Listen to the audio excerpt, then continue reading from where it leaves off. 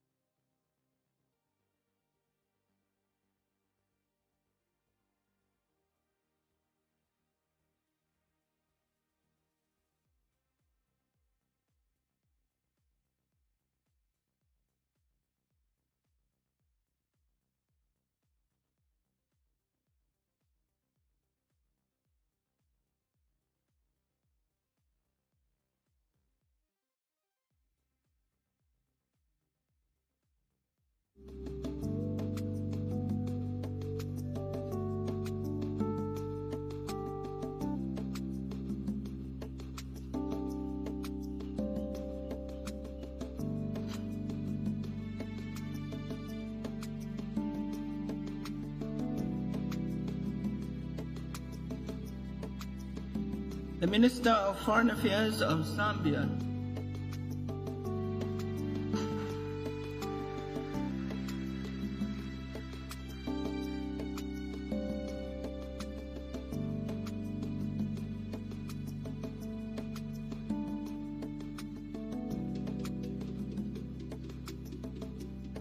the Minister of Foreign Affairs of Malaysia,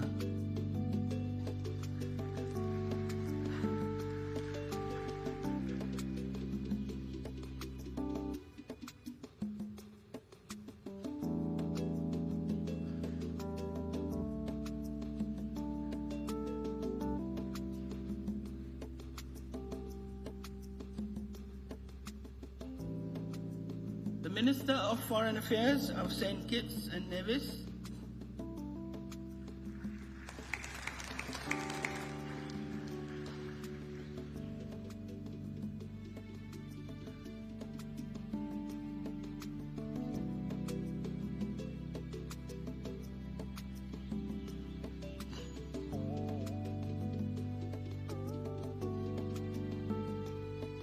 the Minister of External Affairs, International Trade and Diaspora Affairs of St. Lucia,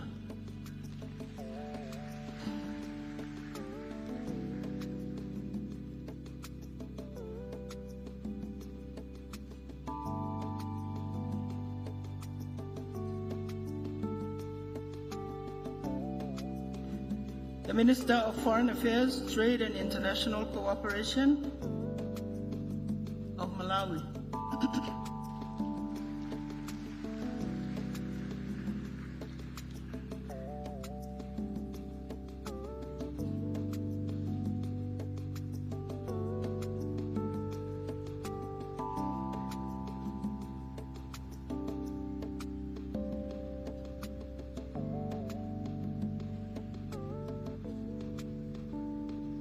the Foreign Minister of Barbados,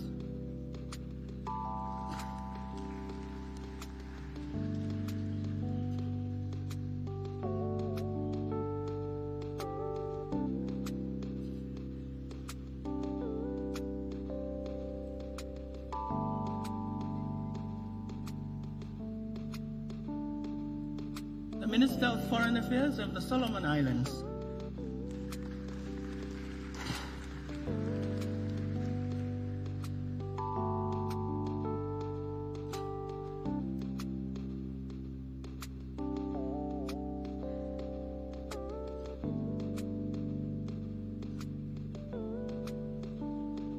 the Minister of External Affairs and Foreign Trade of St. Vincent and the Grenadines,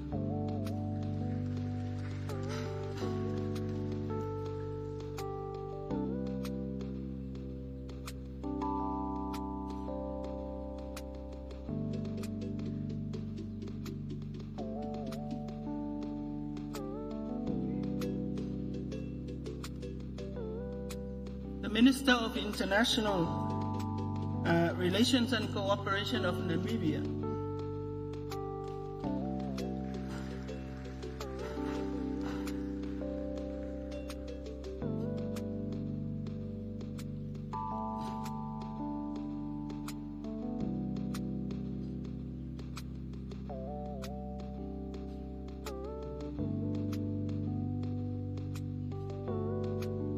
the Minister of the Interior of Cyprus,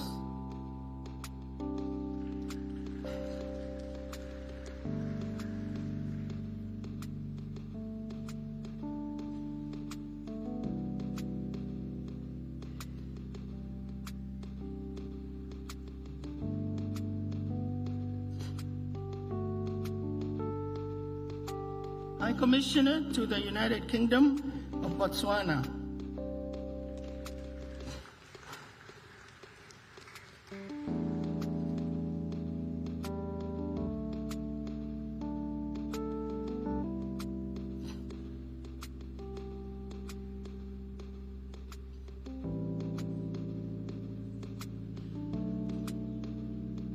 Special Foreign Affairs Advisor of Bangladesh,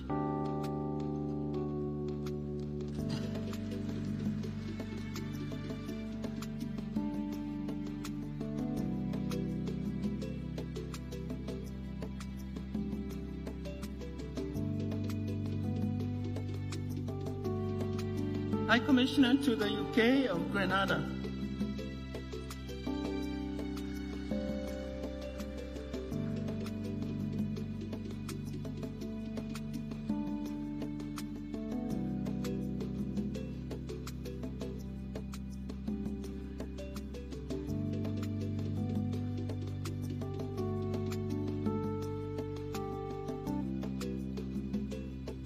Deputy High Commissioner to the United Kingdom of Sri Lanka,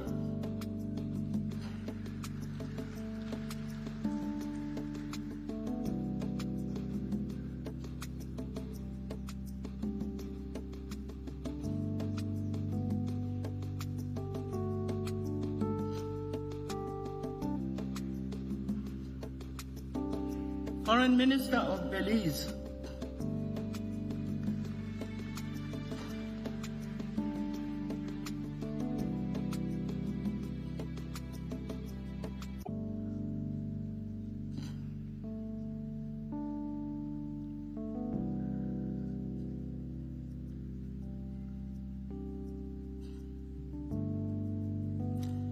Minister of Foreign Affairs and Foreign Trade of Jamaica,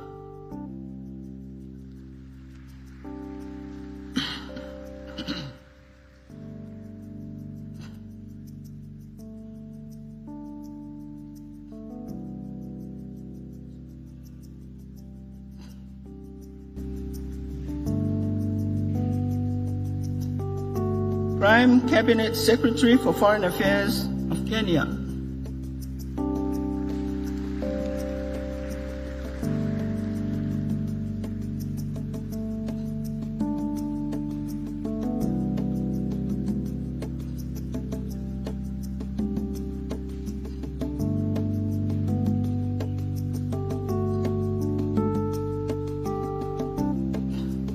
Deputy Prime Minister and Minister of Foreign Affairs of Pakistan.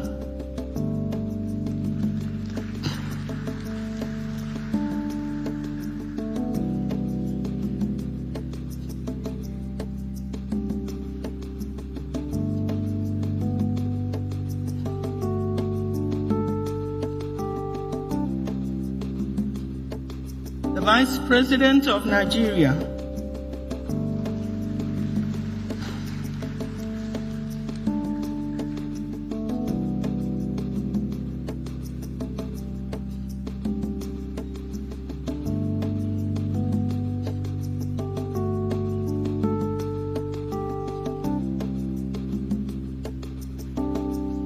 The Vice President of the Gambia.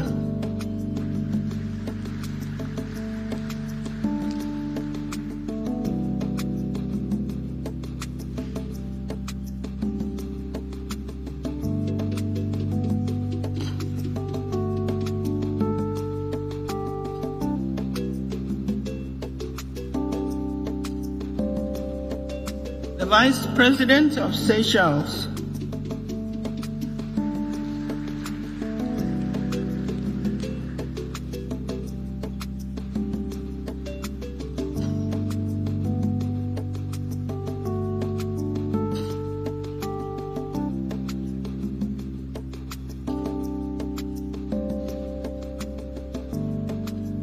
The Prime Minister of Singapore.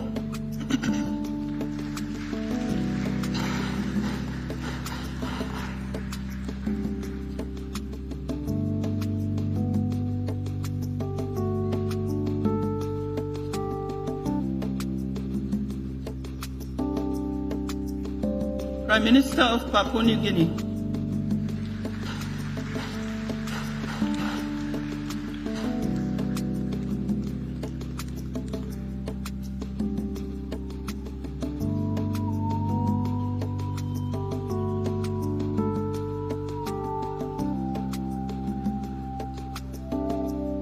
Prime Minister of the Bahamas.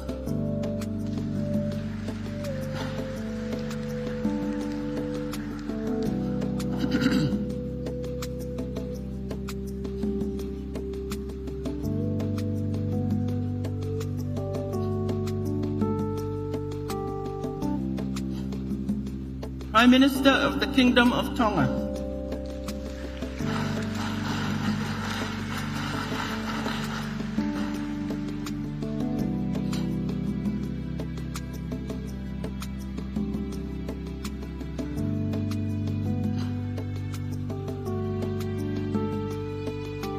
The President of Guyana.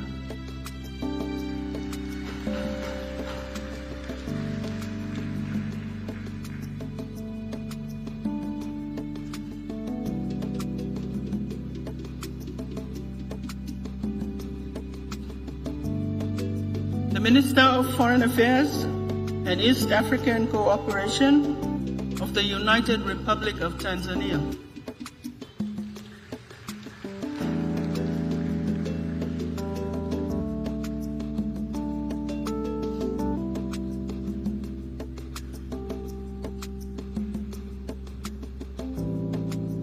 Vice President of Uganda.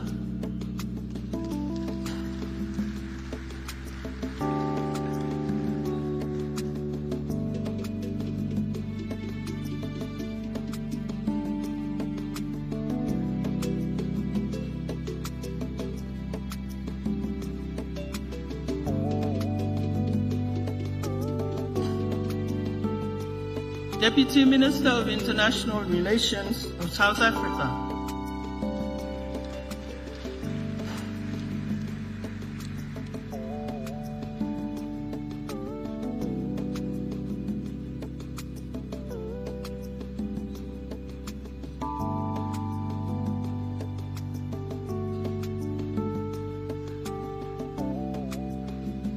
Vice President of the Maldives.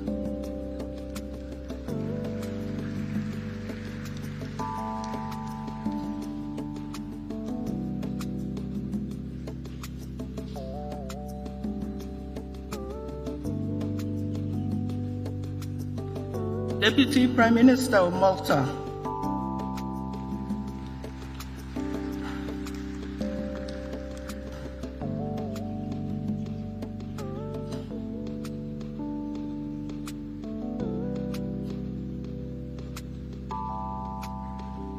Minister of Foreign Affairs, International Business, Trade and Energy of Dominica.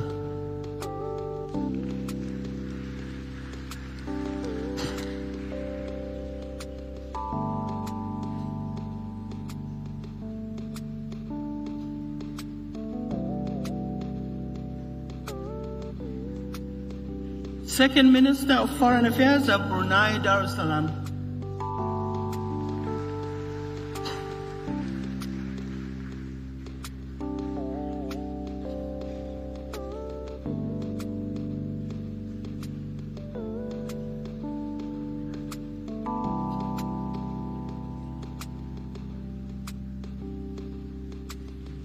Prime Minister of Fiji.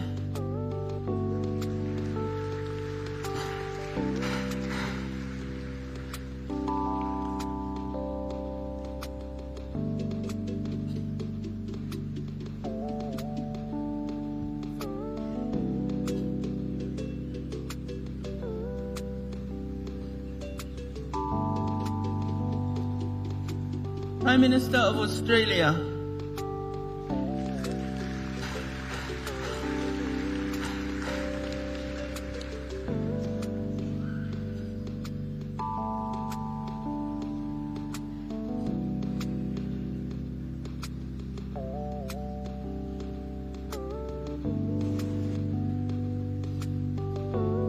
Prime Minister of the United Kingdom.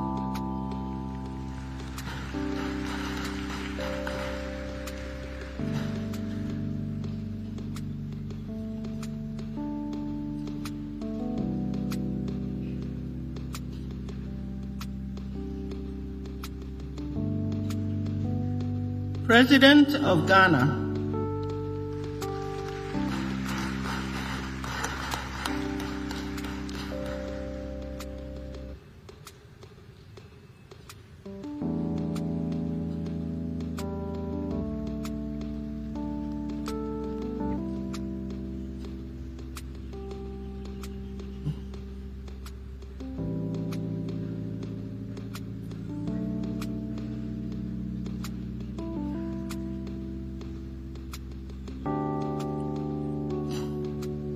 We do apologize, and we welcome the Prime Minister of Fiji.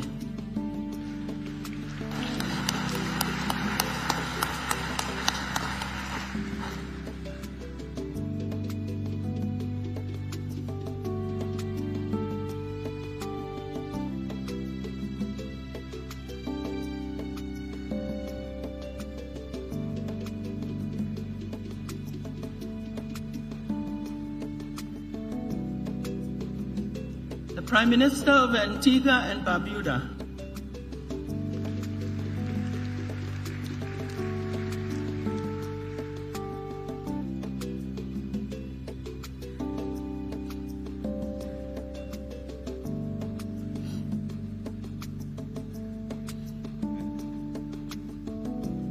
The King of Eswatini.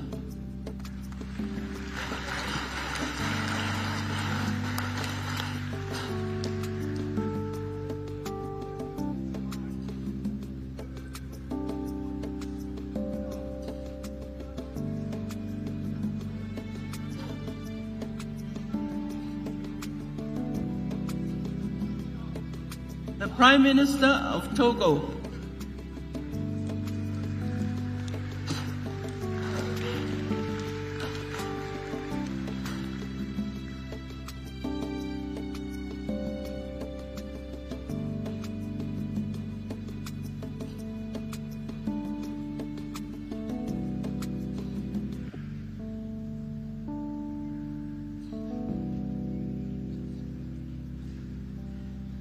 The Prime Minister of Trinidad and Tobago.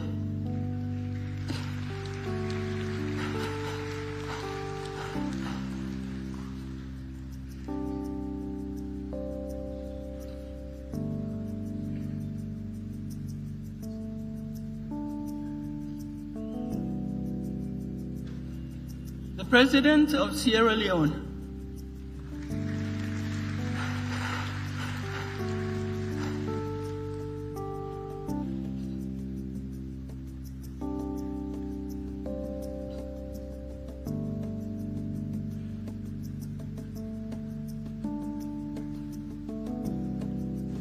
Prime Minister of Cameroon.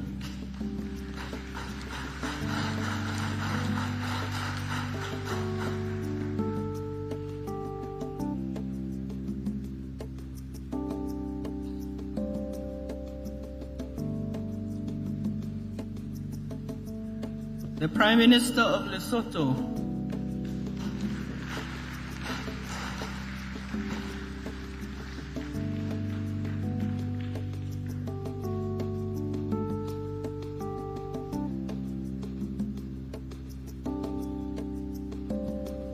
The Prime Minister of Vanuatu.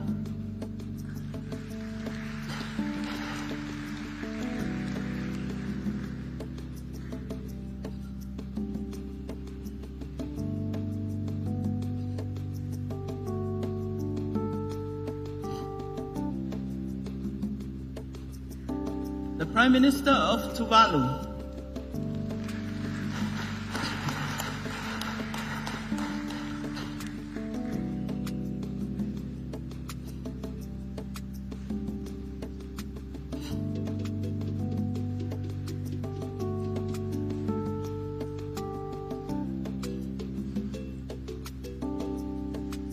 The Secretary General of the Commonwealth Secretariat.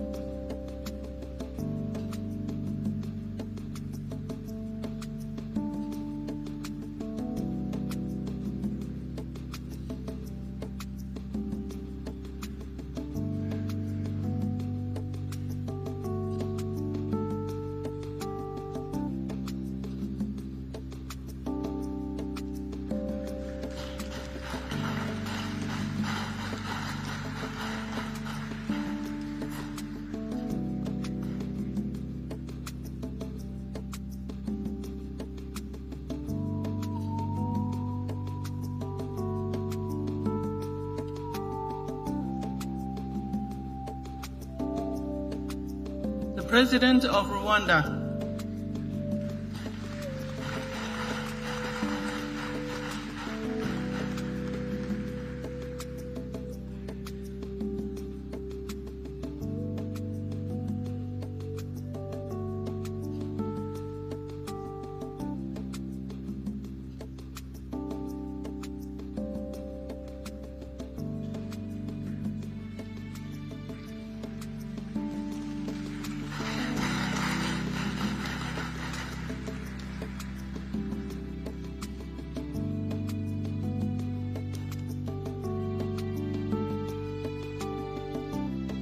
The Prime Minister of Samoa.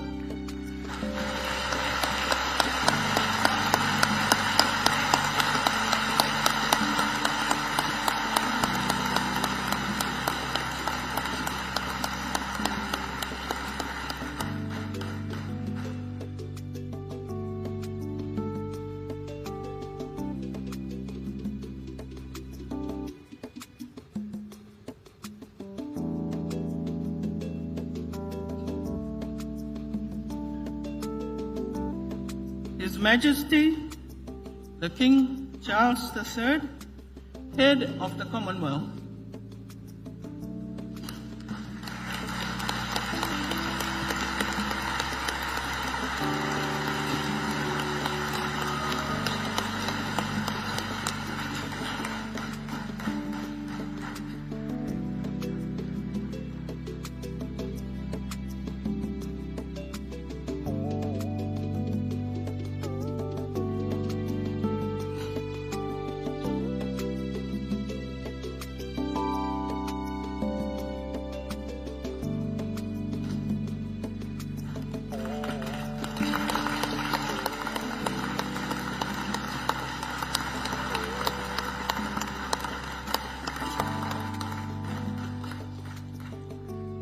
Please remain upstanding for the national anthem of Samoa.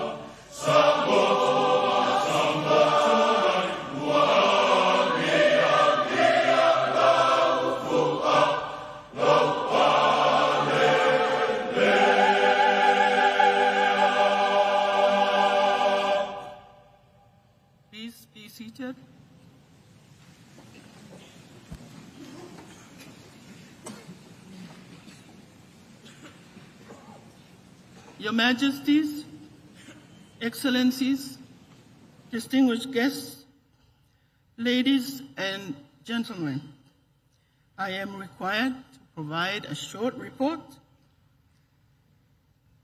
on our preparations towards CHOGM. Our long journey to the events of this week started when we announced our bid to host this meeting in Malta in 2015. This was formalized in London in CHOGM 2018, and we were finally endorsed at the CHOGM in Rwanda as hosts for CHOGM 2024. The task force was appointed in March 2022, comprising senior-level public servants under the chairmanship of the Prime Minister. 14 subcommittees were set up to ensure the commitments of the Blue Book were satisfied. We worked on the premise that no new facilities would be built, but provided with good makeovers. This was our response to being resilient. We made it, and we are here to celebrate that with all of you. We pay tribute to the development partners that have worked alongside with us in our long journey to ensure that we started and ended our journey well. We also recognized the contributions and support from our small but dedicated private sector. We pay tribute to our Blue Pacific region for their support and contributions through new regional initiatives in areas where we were short of resources. And our communities are to be congratulated for their voluntary efforts to ensure that Samoa presents itself well to our Commonwealth family. We also thank the ComSec for their advice and guidance. And finally, I wish to acknowledge the dedication of our public service for the exemplary teamwork. And we thank everyone who have kept us in their prayers throughout the long 18 months. Thank you very much.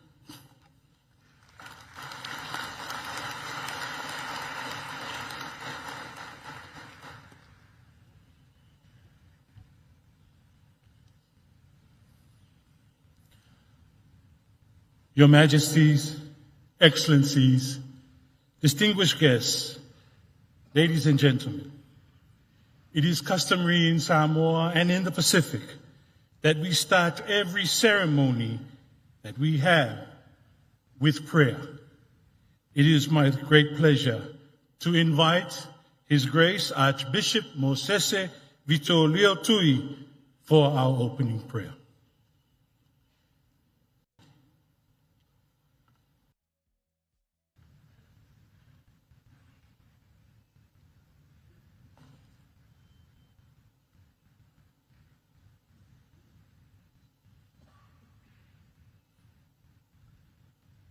In the name of the Father, the Son, and the Holy Spirit.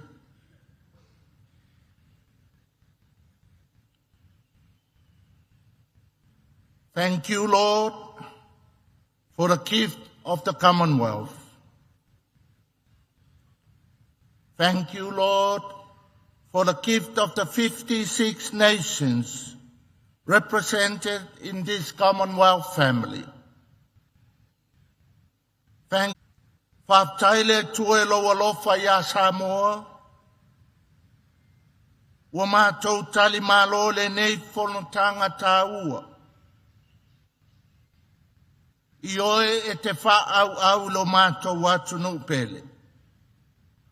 A whio mai e whamanuia o mātou taitai. Taitai o atunuu o le mātou atunuu. Taitai o le mātou malo. Taitai o nuu mai e kālesia. Whamanuia le tua i o mātou mātua. Ma le au mātutua. O mātou matua taus. Lātou whaiva whapwhepo. A wale manuia o ainga. O nuu mai e kālesia.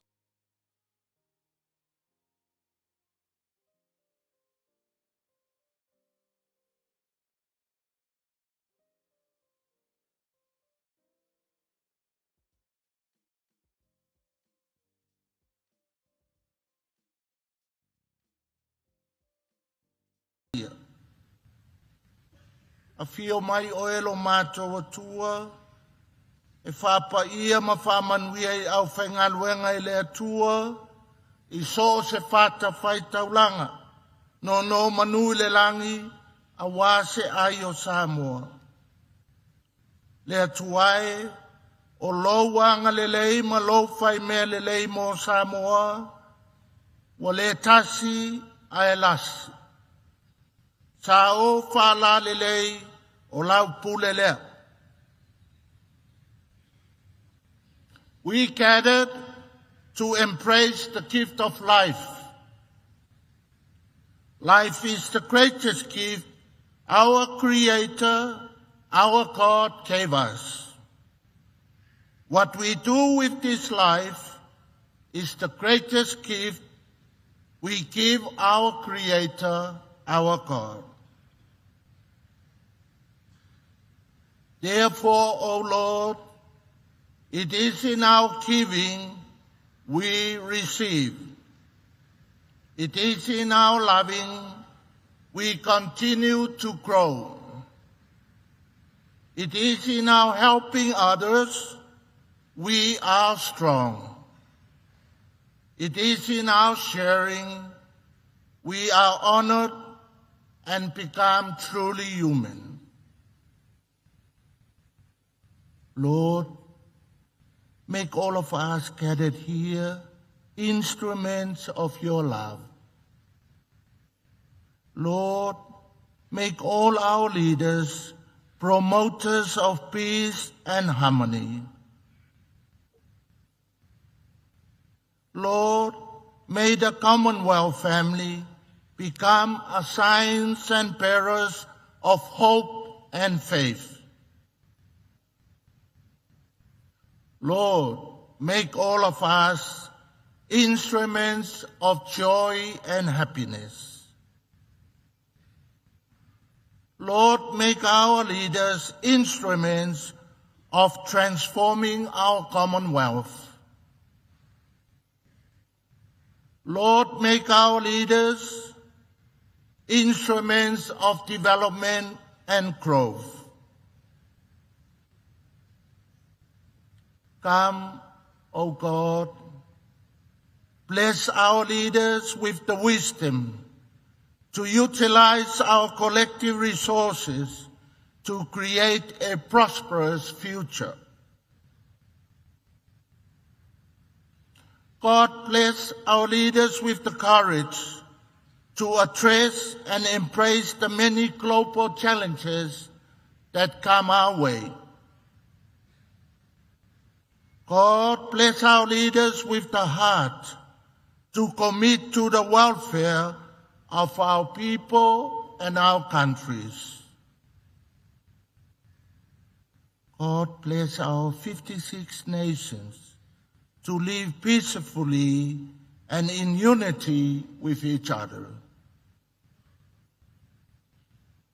God bless our Pacific leaders to embrace the fact that we are not small island states, but big ocean states. God bless our effort, our work, our endeavor to preserve and protect our ocean, our moana, our Pacifica, for our future generations. God bless us all with the realization that the answer is in our hands, and united we stand. God bless all of us gathered here today, make us happy, and make us love each other. In the name of the Father, the Son, and the Holy Spirit.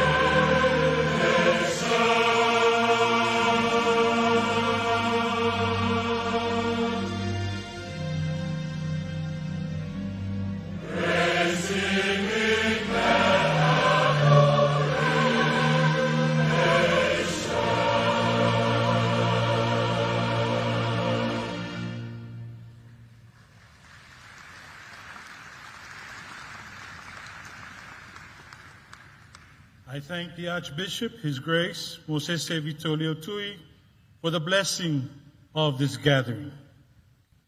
It is now my honor to invite the Prime Minister of Samoa, Honorable Fiongafiame Naomi Mataafa, to deliver her welcome address as the chair of the 27th Commonwealth Heads of Government meeting.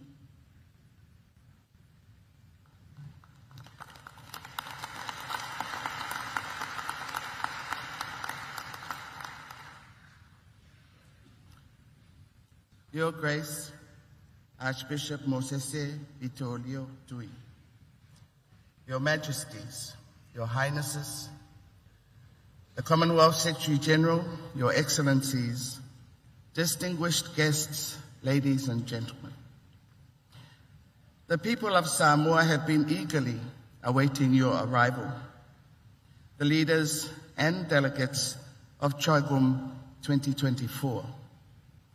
Therefore, on behalf of the government, and especially the people of Samoa, it is my pleasure and honor to officially welcome all of you to the 27th Commonwealth Heads of Government meeting.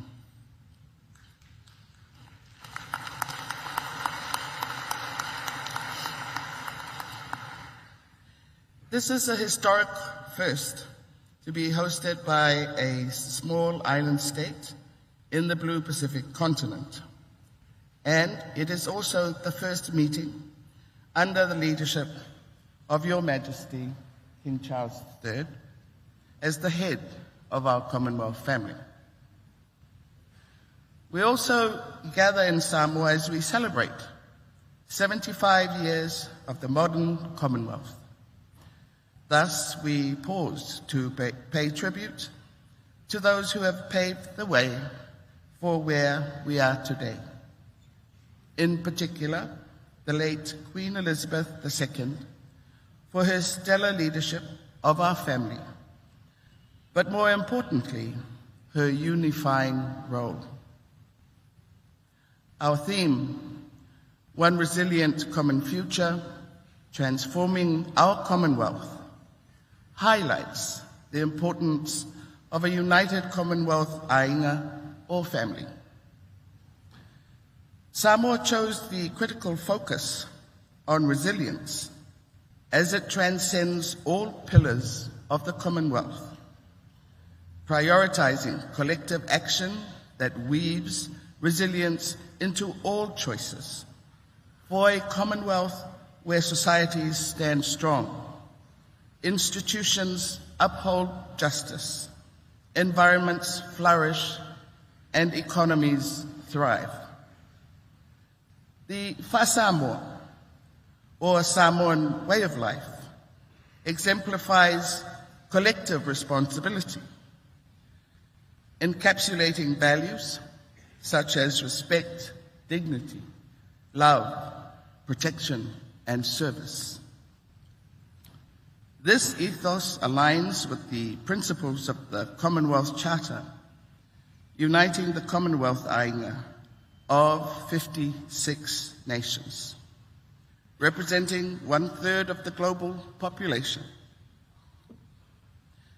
When we speak of a Commonwealth family or ainga, you will note that our choice of theme and policy focus centers on the criticality of family to community and country. As we say in Samoa, ole ainga, ole anu fale, o whioanga.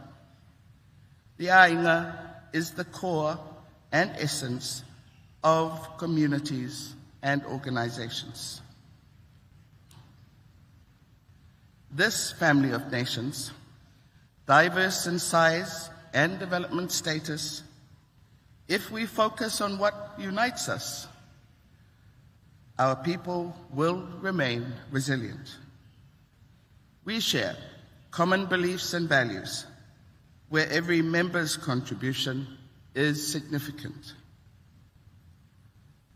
Our decision to invite only one special guest from our neighbor and kin, American Samoa, demonstrates the value we give to family or ainga.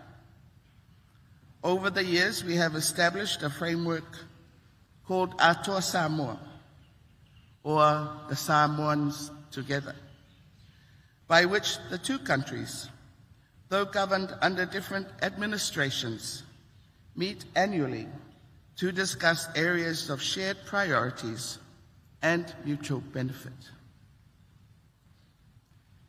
The leaders of our Commonwealth ainga meet every 2 years to deliberate on how to better the lives of our citizens, and I hope we will move closer to this goal through our deliberations this week. What really defines our Commonwealth family are the values enshrined in the Commonwealth Charter and the commitment to good governance, the rule of law, and the protection of rights. The Commonwealth has been a constant in Samoa's journey as an independent nation, partnering to promote and advance shared goals of development, democracy, human rights, freedom, and peace. They stood with us when we went through our constitutional crisis in 2021. But it was evident these values, especially the pillars of our society, our faith, culture, and the rule of law, continues to carry us through as a stable and peaceful nation. We are in a new era of leadership. The Commonwealth we need is on the front lines of global challenges, and our strength lies in spotlighting issues that might otherwise be overlooked. The hosting of CHOGM 2024 in the Pacific is a great opportunity for all to experience our lived reality, especially with climate change. It is the greatest threat to the survival and security of our Pacific people.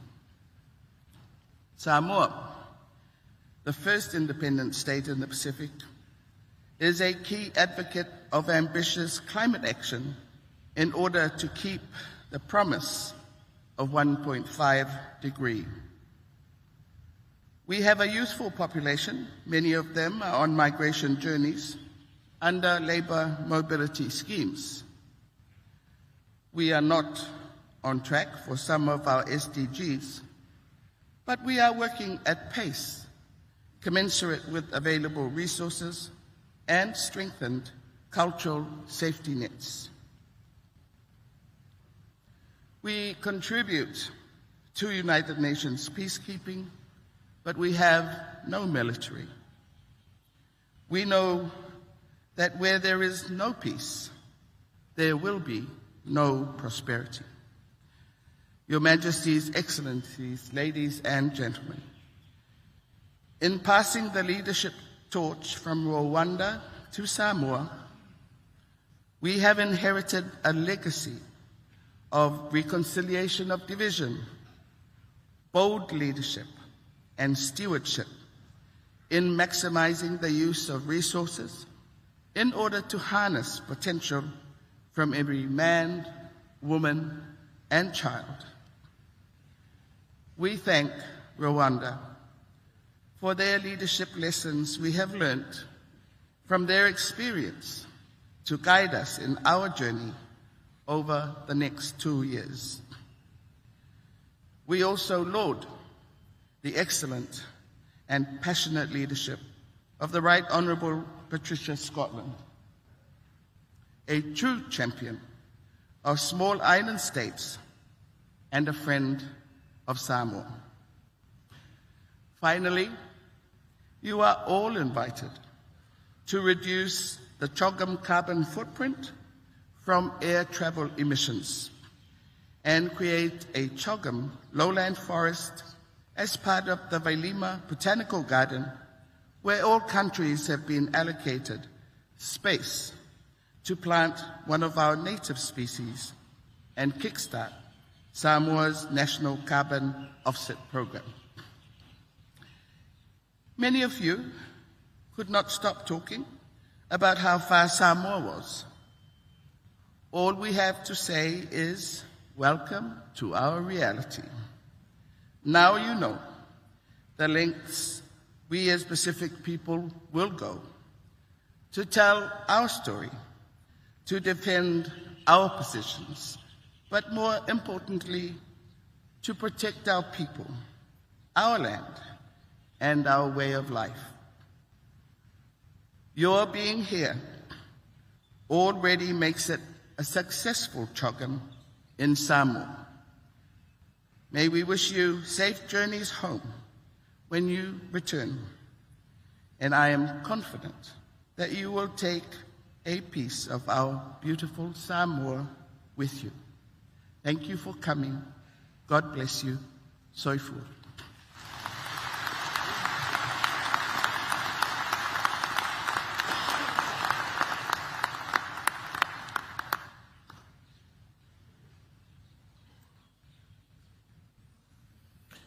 It is my honor to now invite the Secretary General of the Commonwealth, the Right Honourable Patricia Scotland, for her remarks.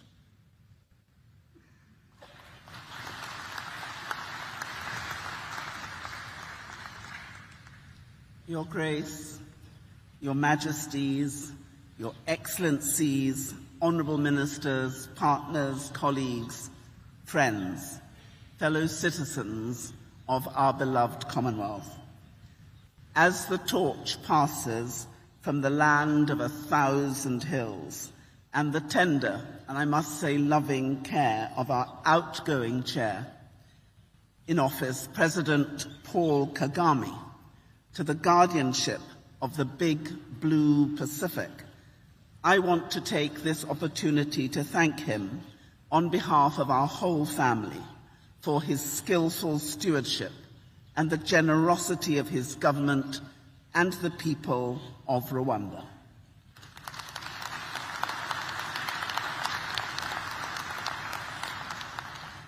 As I want to warmly thank the Prime Minister, the government, and the people of Samoa for welcoming us to the beautiful, the enchanting islands of Samoa, a place that reminds us of the interconnectedness of our world, the richness of our diversity, and the strength of our unity.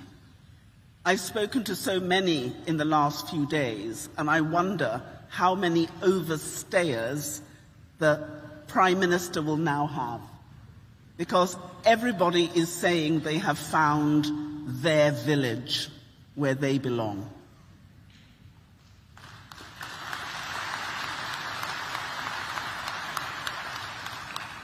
This is a very special experience for all of us. And I want to say something very simple to all members of our family, our Aina. Thank you. Thank you for your friendship. Thank you for your partnership. Thank you for your outstanding work. Thank you for giving me the opportunity and the privilege of serving you as your 6th Secretary General. We have been through a lot, and I'm proud of what we have achieved. In April 2016, I stood before the people of the Commonwealth for the first time and shared our collective hope and determination, shaped by our Commonwealth Charter and the historic global agreements on climate change and sustainable development reached the previous year.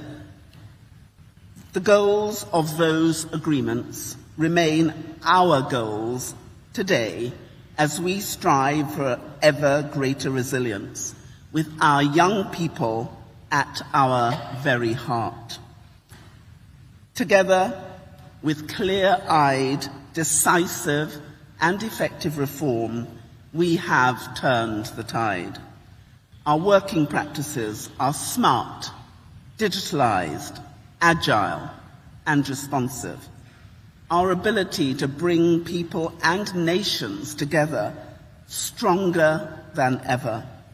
And our program of practical support and assistance for all our member states is broader, more comprehensive, and more impactful now than at any time in our 75-year history. Upon the strong foundation of reform, every one of the promises I made to you on taking office has been delivered. Every mandate enacted, every request for support responded to. A smart, modern, confident Commonwealth restored as an influential and indispensable force for good in our world. We have delivered this together in the face of immense and unprecedented and unpredictable challenges which have shaped the experience of the last 8 years. The gravity, scale, and complexity of these challenges cannot be underestimated. The profound intensification of our economic challenges, fueled by destabilizing global conflict and a devastating pandemic which shut down our nations and claimed the lives of more than 1.3 million of our Commonwealth brothers and sisters. The accelerating impacts of climate change and ecological breakdown, causing more frequent and devastating disasters, destroying lives and livelihoods, threatening years of hard-won progress. Mounting pressure on the process, culture, and institutions of democracy. These crises have interconnected, entwined, and worsened one another, amplifying existing inequalities, spreading instability, and bringing forward to the tipping point for conflict. And they underline the essential paradox of the world today. At the same time, more connected and fuller of opportunity than at any other time in human history, yet more fragmented, complex, dangerous than any of us can remember. This reality insists that we are dependent upon each other. We work together, or we suffer in isolation.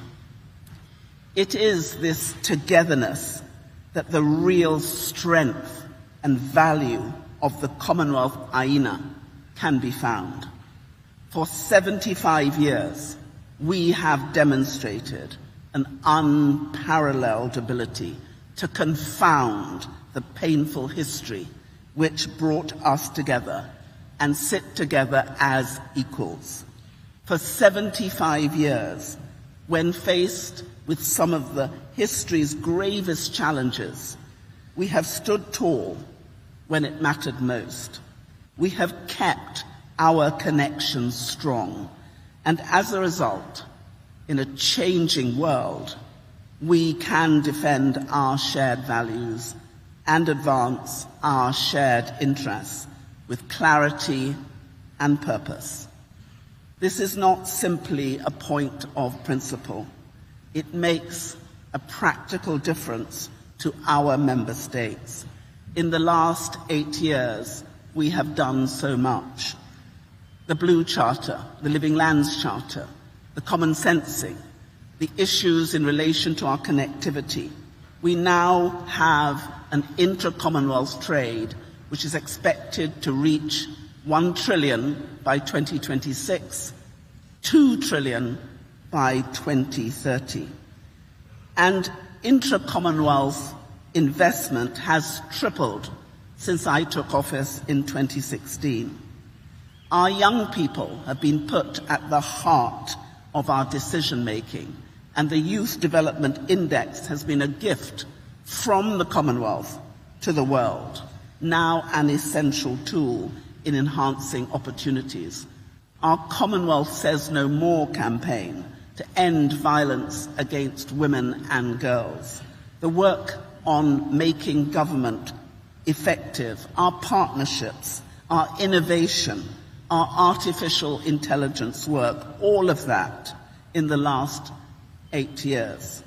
Together with working across 27 countries with the quiet but essential preventative diplomacy which diffuses tension, prevents conflict, and builds peace.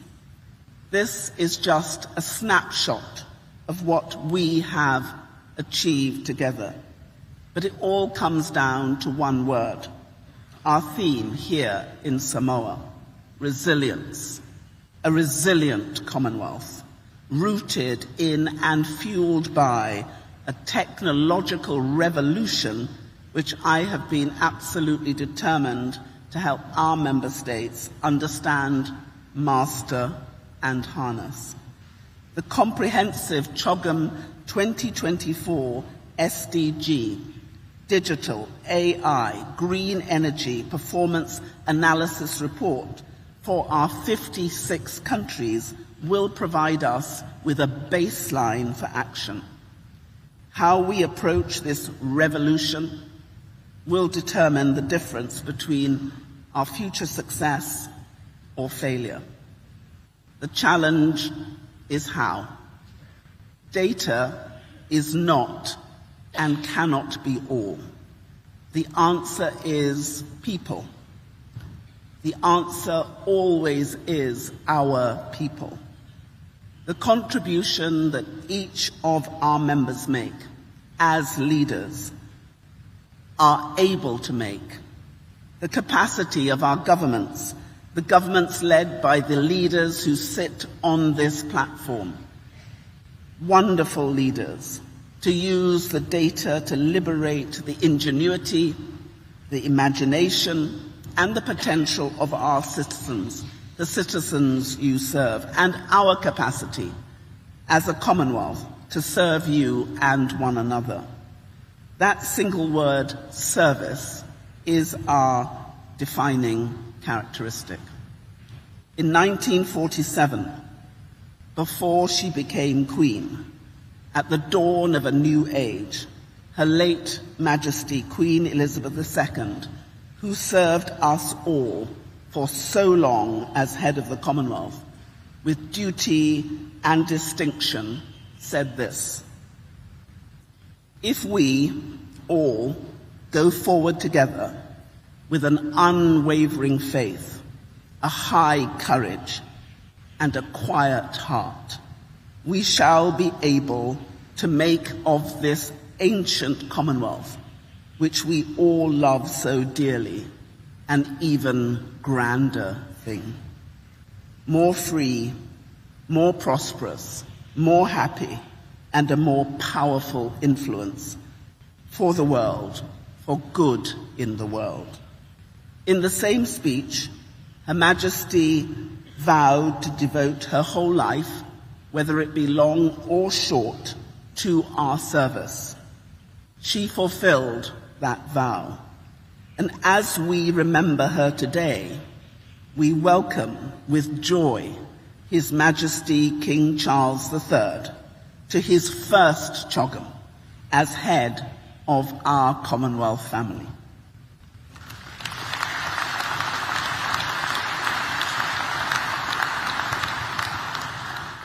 Your Majesty has been in our thoughts and in our prayers, and we are so happy you are with us today.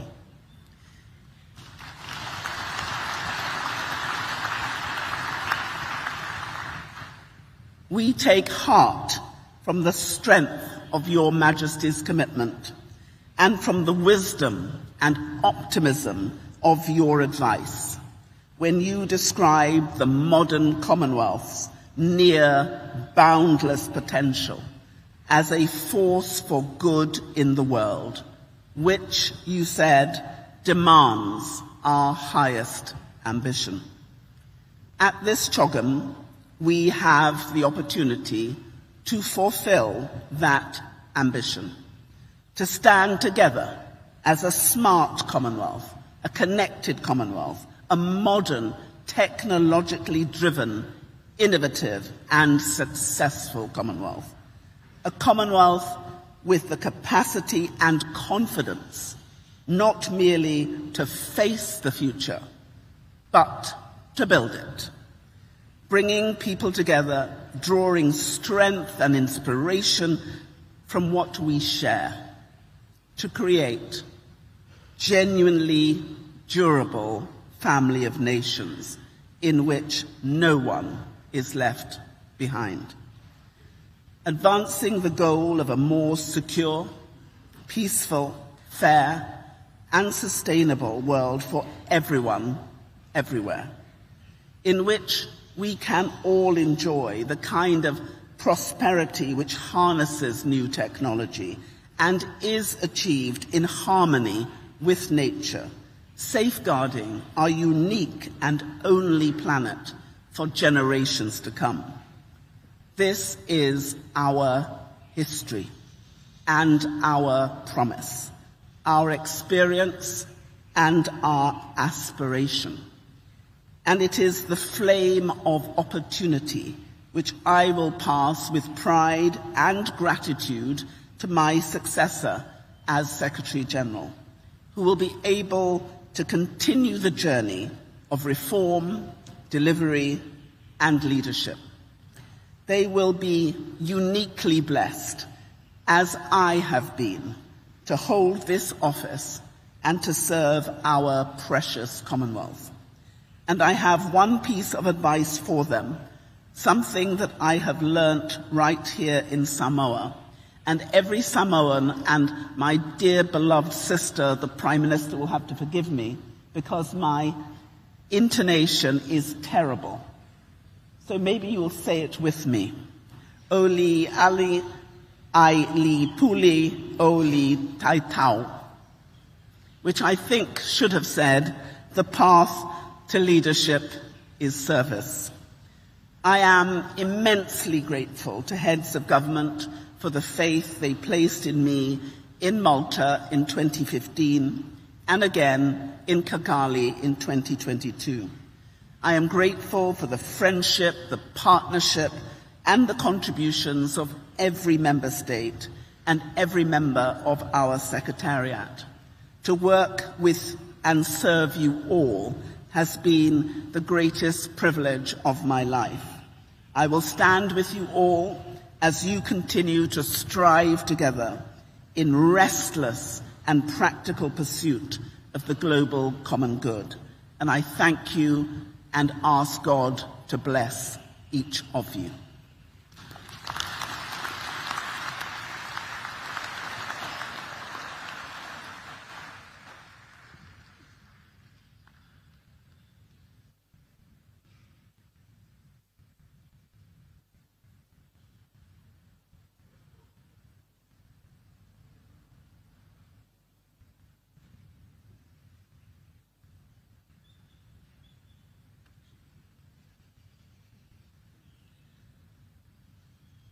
It is my pleasure to now invite the President of Rwanda, His Excellency Paul Kagame, the outgoing chair in office, for his remarks.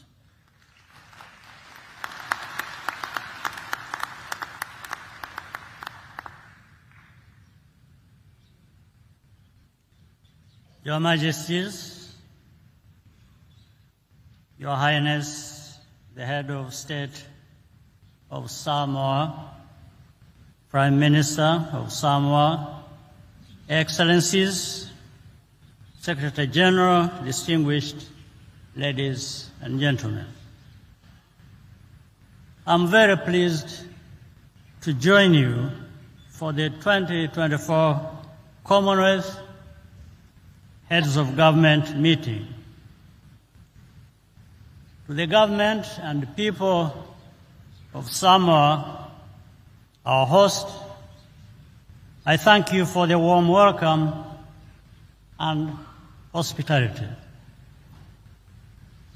It has been a great honor for Rwanda to serve as chair in office for the past 2 years. I congratulate Prime Minister Fiame Naomi Matafa and wish you every success as chair.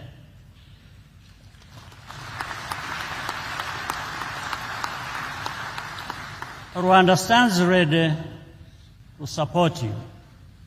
It is also fitting for us to thank the Secretary General for her distinguished service to our organization during her historic tenure. This year's meeting marks yet another milestone in the history of the Commonwealth family. Samoa is the first Pacific island state to host CHOGM. This comes at a turning point. Temperatures are rising, and for small island developing states in the Pacific and the Caribbean, this is literally a matter of survival. Africa and Asia also share this burden. 2/3 of the world's small states are members of the Commonwealth.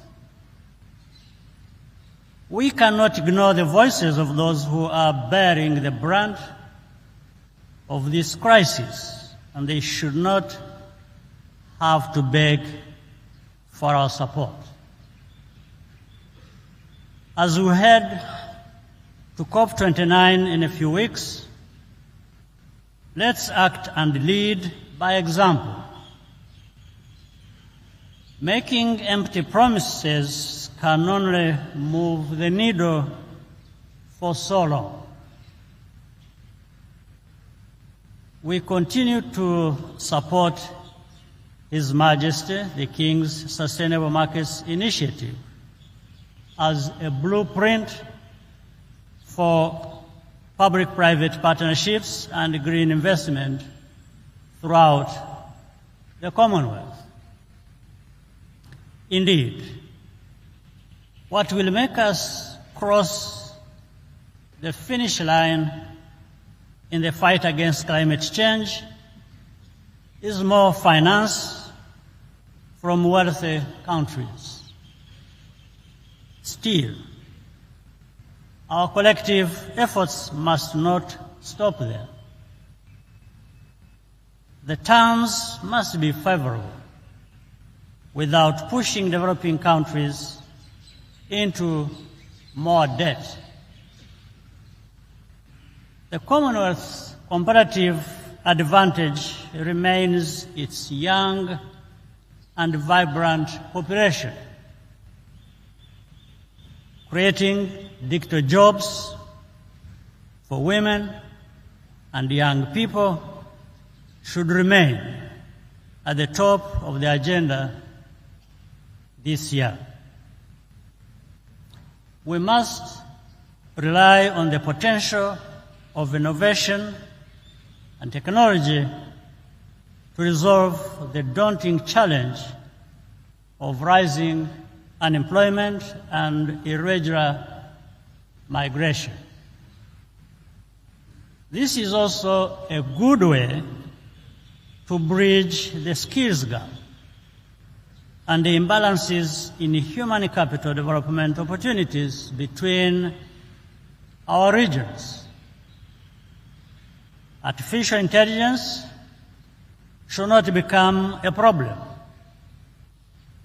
If we use it responsibly and establish sound policies, we can transcend the realm of our imagination and become even more resilient.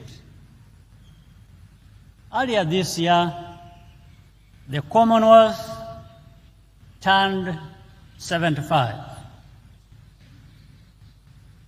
What was once an association of 8 countries is now one of 56. Equality, diversity, and solidarity are the values that bind us together. Because of this, where we have the opportunity to right our wrongs, let's do that and find a consensus that can stand the test of time. With respect for each other and our differences, we can move forward towards our common future. I thank you.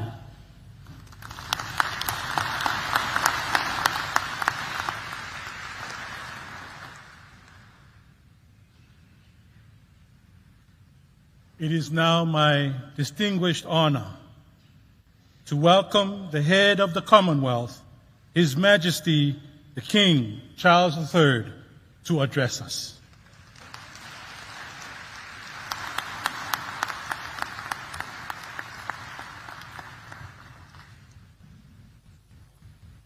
Oliao Limalo, Your Majesty, Secretary General, Presidents, Prime Ministers, ladies and gentlemen.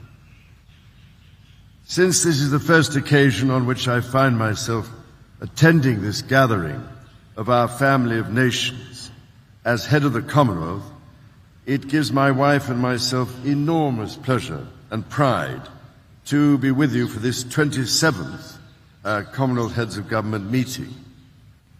I would particularly like to thank the government and people of Samoa for your warm-hearted hospitality and for showing us all the island way, which I recall so fondly ever since I first visited the Pacific region almost 6 decades ago.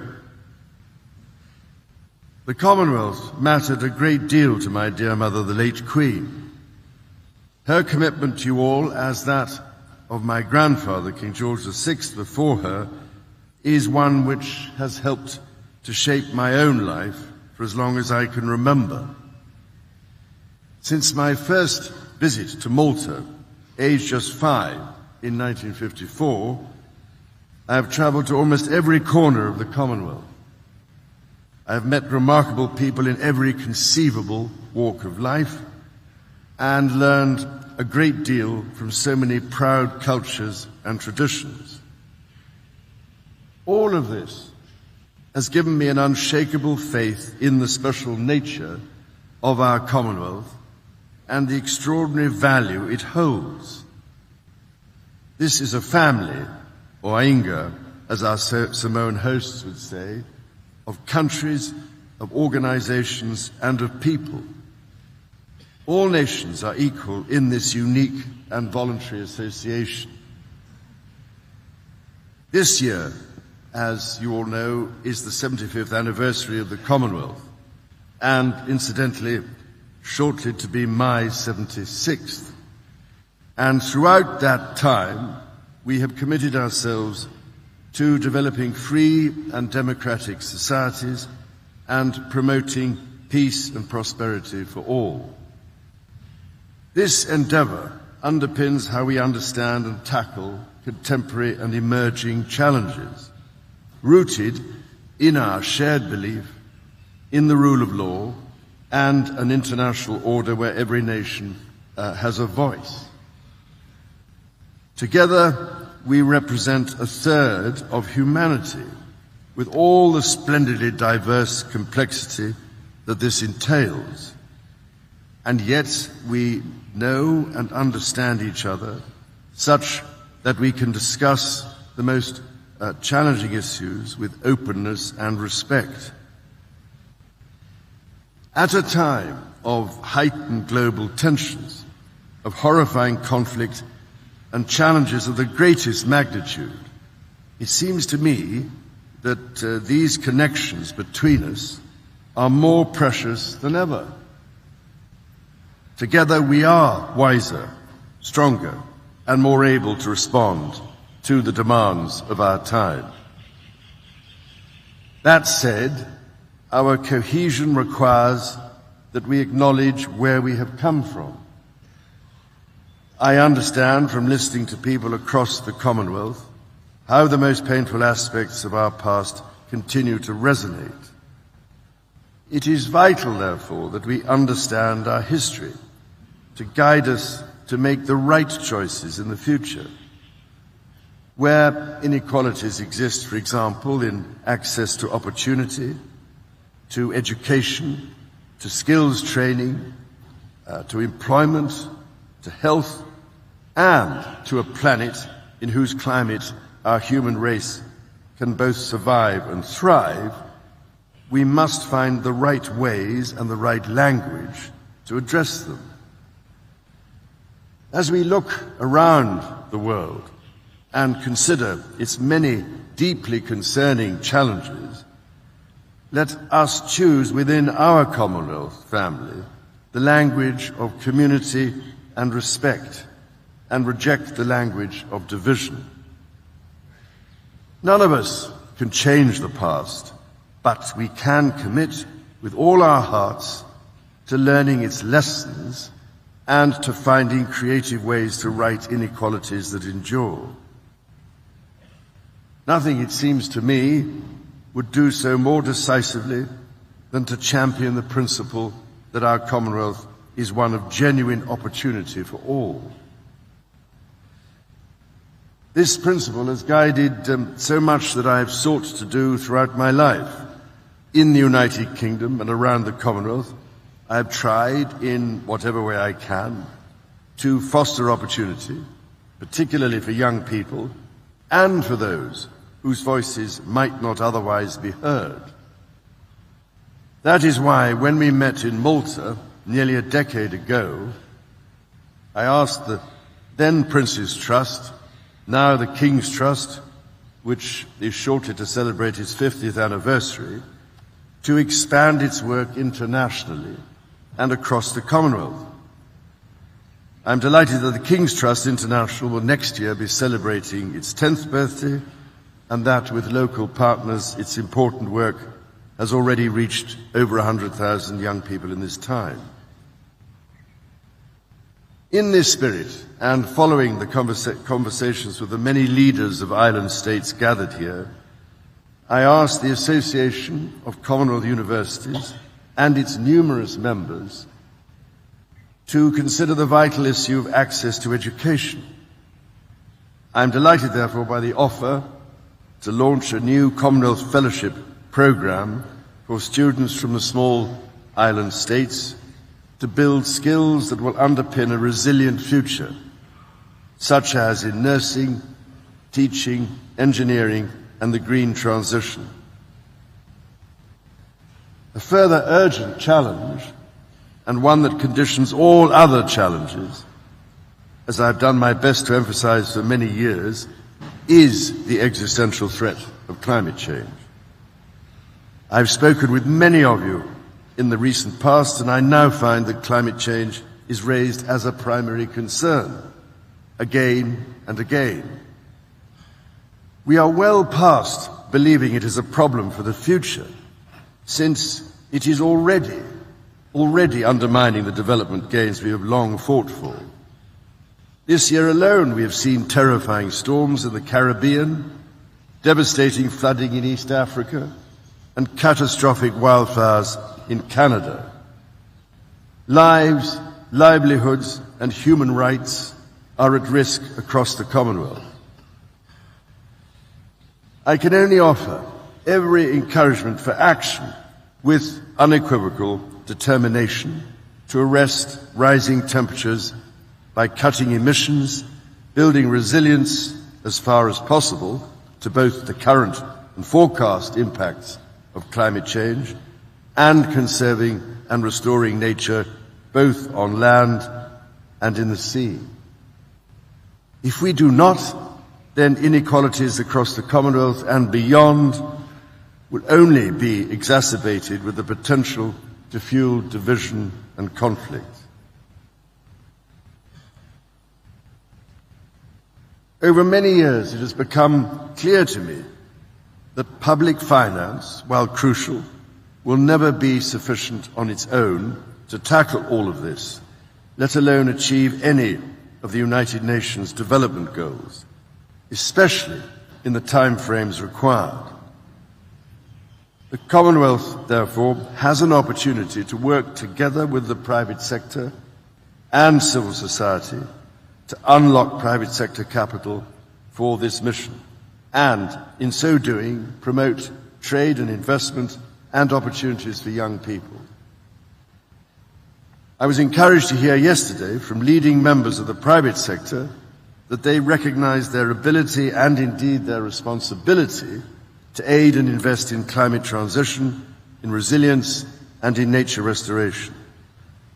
I do hope that in your conversations you are able to answer some of the key questions to achieve this aim, from how to address barriers to investment, to agreeing upon routes to use public finance to encourage private investment, and crucially, how public-private civil society partnerships can be forged so that such arrangements are fair and transparent for all. If, ladies and gentlemen, the Commonwealth can succeed with this endeavour, then it will be an indispensable example to the rest of the world. Together we can expand opportunities across this family of nations to build shared prosperity and truly resilient economies, while also meeting growing challenges such as disinformation and extremism, and ensuring that the untold potential of technology, including artificial intelligence and social media, works for our societies, not against them. We can surely try to invest in as many as possible from the Pacific Way, working with respect, compassion, and compromise as your guides.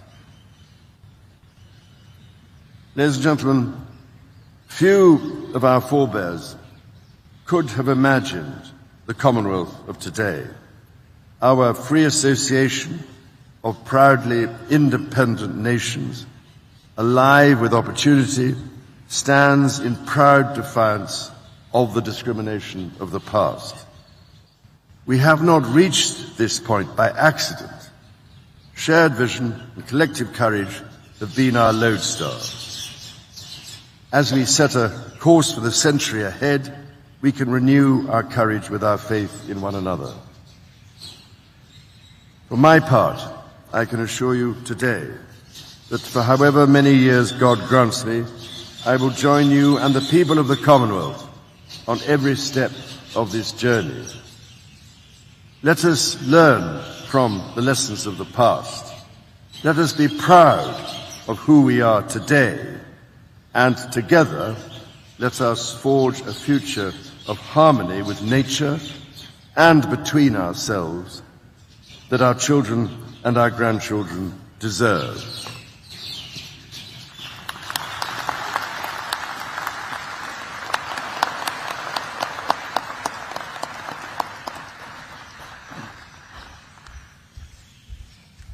Your Majesties,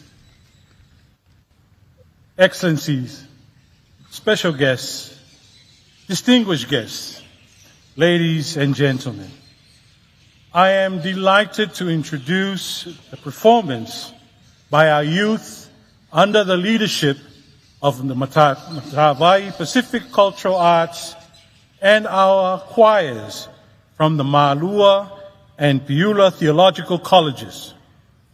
Our youth and our two theological colleges would like to portray our diverse, unique, but resilient cultures and traditions of our Samoa and our Pacific region. Enjoy.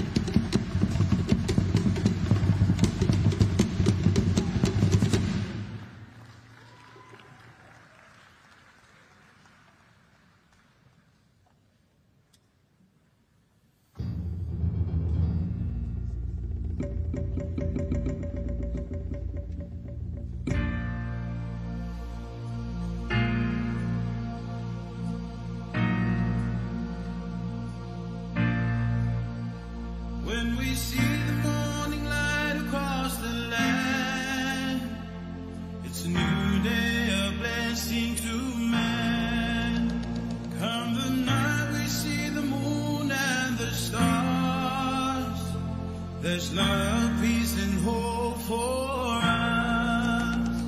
There are bridges as we travel on in our journey today, come tomorrow.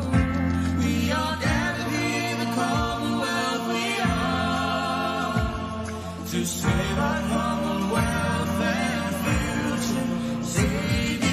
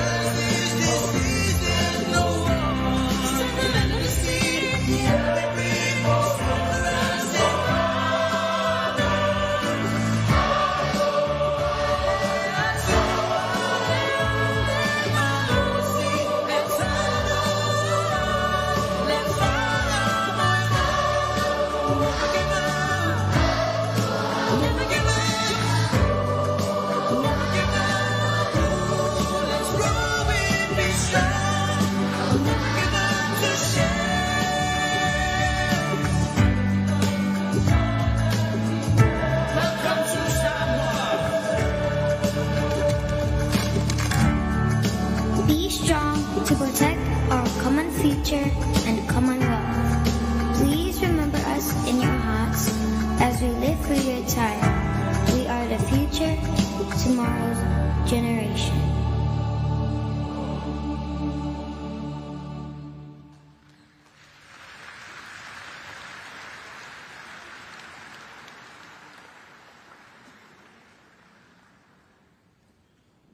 Your Majesty, Excellencies, distinguished guests, ladies and gentlemen, we have now come to the end of our program, and I hope you have enjoyed the short entertainment. May I now invite the official photographers to come forward to take the family photograph.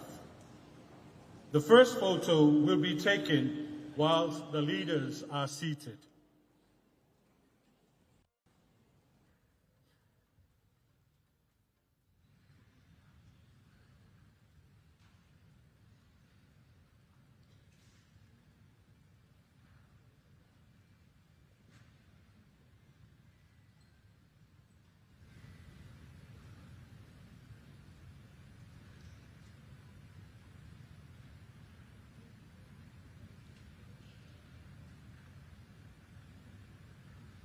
I respectfully ask His Majesty, the leaders, and the Secretary General of the Commonwealth to stand up for the second take of the family photo.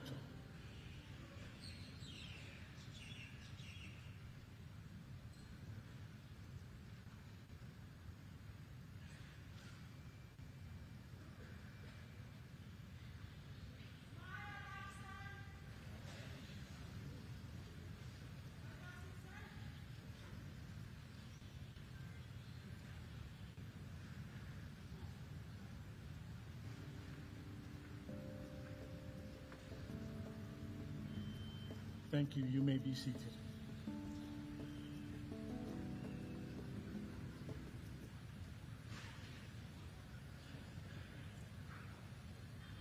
this time, I kindly request that you remain seated as their Majesties and their Excellencies exit the stage and are guided out of the conference center to their vehicles. We wish them well on their deliberations, and especially when the executive session and the leaders retreat. At this point, I would like to ask their Majesties to depart from the stage.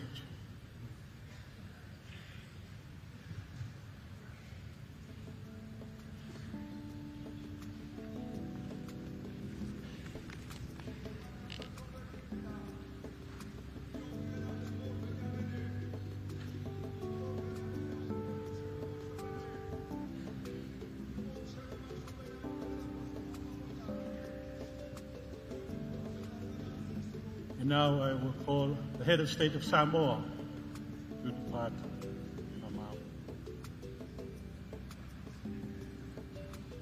and the Council of Deputies.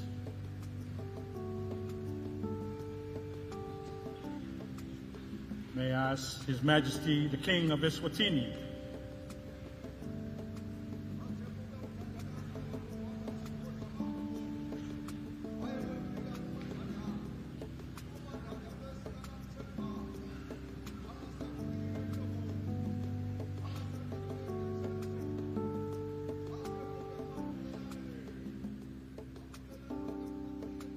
Your Excellencies,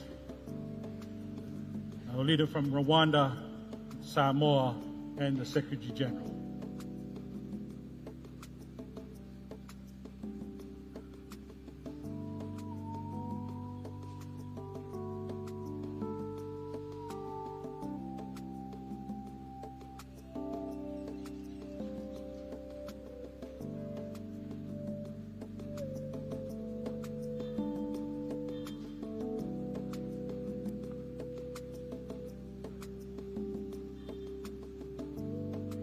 Your Excellencies, may I now ask our new leaders who will be joining His Majesty, our leaders from Fiji, Lesotho, Papua New Guinea, New Zealand, Singapore, Tuvalu, the United Kingdom, Vanuatu, and Togo.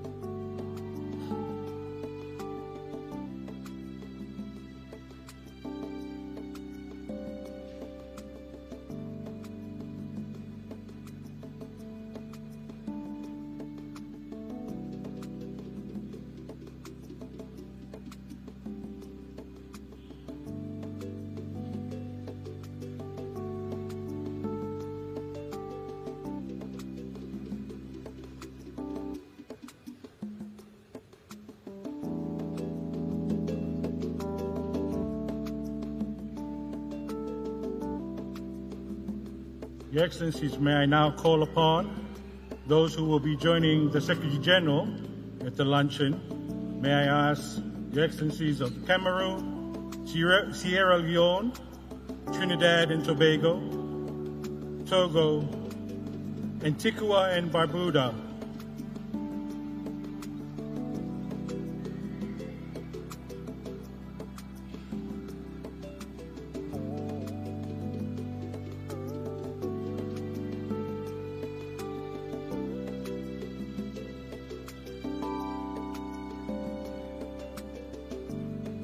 may I now call upon Ghana, Australia, Brunei Darussalam, Dominica, Malta, and Maldives.